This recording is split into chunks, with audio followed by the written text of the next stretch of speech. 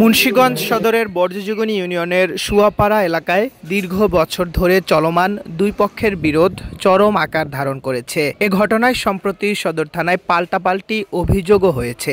বিরোধের ঘটনায় কয়েক দফায় স্থানীয়ভাবে সালিশ মীমাংসার চেষ্টা করা হলেও লাভ হয়নি কোনো। বিবদমান দুই পক্ষের এক পক্ষে রয়েছেন মন্য সরকার ও অপর পক্ষে হাসান শেখ ও তার স্ত্রী শ্যামলী আক্তার। ওই মেয়েটা শান্তার মা আসমা, উনি আমারে কয় তোর লাগা সর্বকিছু ঝগড়া হয়েছে, তুই মানে আমারে ওনাদের মেম্বারদের উপরে মারা চলে আসে।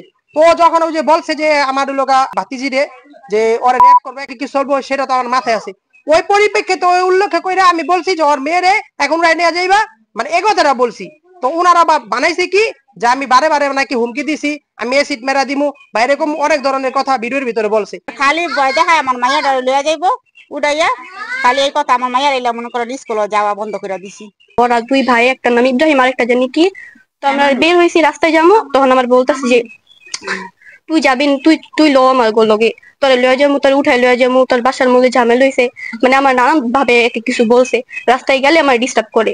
এরপর থেকে আমি মনে করি স্কুল যেতে পারতেছি না ঠিক মতো। আমার ভাইগনারে থাপ্পড় দিল, অনেকগুলো থাপ্পড় দিছে, আমরা থাকতে পারতেছি না। পরে আমার গলাটা টিপ দিয়ে ধরে আমার বাচ্চাটার উপর জুলুম, আমি তো আমার বাচ্চাটা নিয়ে পারতেছি না। পরে এই যে হ্যাঁ আমার বাঁচিয়েছে, হ্যাঁ আমার টাইম না নিয়ে এসে কাহে ছেড়ে তো মাইনা ফেলিব। শ্বশুরি নাই, শাশুড়ি নাই, কেউ নাই আমাদের, শুধু আমার হাজবেন্ড, আমার জাল, আমরা এই কটাই।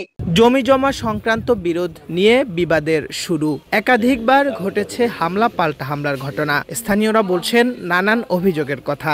15 তারিখে যে এটা ঘটনাটা ঘটছে, সেদিনকে তো আমি বাসায় ছিলাম না, আমি ছিলাম হলো আপনি নারায়ণগঞ্জ। তাই আমি শুনলাম নাকি আমার নামে নাকি মামলা দিছে। অন্যর সাথে আমার সাথে কোনো জায়গা সংক্রান্ত নিয়ে কোনো বিরোধ নাই, আর সে হইলো আমার ভাগ্নে লাগে শান্তা।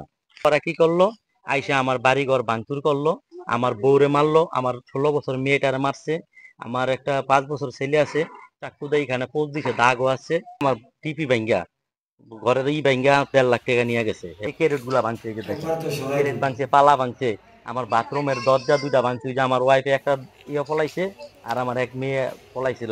এদের বিরুদ্ধে কয়টা মামলা, ওদের বিরুদ্ধে এলাকার মানুষের অতিষ্ঠ হয়ে গেছে। হিন্দুরা ওদের পূজা করতে পারে না। ওদের বিরুদ্ধে আপনারা থানা কোর্টে জিজ্ঞেস করে দেখবেন, আমাদের হুমকি দিতেছে ঘরতে বাইরে দিব না। আমার বাচ্চা স্কুলে যাইতে পারে না, আজকে আমার 16 বছরের মেয়ে স্কুলে যাইতে পারতেছে না। প্রকৃতপক্ষে ওরা বিভিন্ন সময় বিভিন্ন মানুষের সাথে ঝগড়া বিভাগ ফেতনা বাসা এগুলি লাগাই রাখে, সারা বছর লাগাই রাখে। হাসান, রিপন, আলামিন, সোনামিয়া, রাব্বা, সোনামিয়ার জয়নাল আব্দিন, এই 5 জন আইসা আমার অনেক ই করছে, অথচ এটা বিটু আছে। ওদেরকে মানে এমন ভাবে মারছে যা বলার বাইরে। ওদেরকে মাইরা আবার ওরা বাড়িতে গিয়া ওরাই মনে করেন বাড়িঘর ভাঙচুর কইরা মিডিয়ার সামনে বলছে মনু সরকার বেড়া ভাঙতা ছিল। আমি গেছি, আমি যাওয়ার পর বলছি যে আপনারা বেড়া ভাঙেন না, আপনারা বেড়া গুলা ভাঙ্গে তো আমাদের নাম দিবেন। এই কথা বলার পরে কি করছে, আমার কান পেছে একটা বাঁশ দিয়ে বাড়ি লাগিয়ে দিছে। বাড়ি দেওয়ার পর আমার যে কানটা কেটে গেছে গা, সে ওনারা গিয়া কি করছে, আমাদের নামে গিয়ে জিটি করছে। হাসান শেখ পক্ষের শ্যামলী আক্তারের দায়েরকৃত অভিযোগটির তদন্ত কর্মকর্তা আমিনুল হাসান বলেছেন, অভিযোগের বিষয়ে তদন্ত সাপেক্ষে ব্যবস্থা নেওয়ার কথা। ডেস্ক রিপোর্ট, আমার বিক্রমপুর।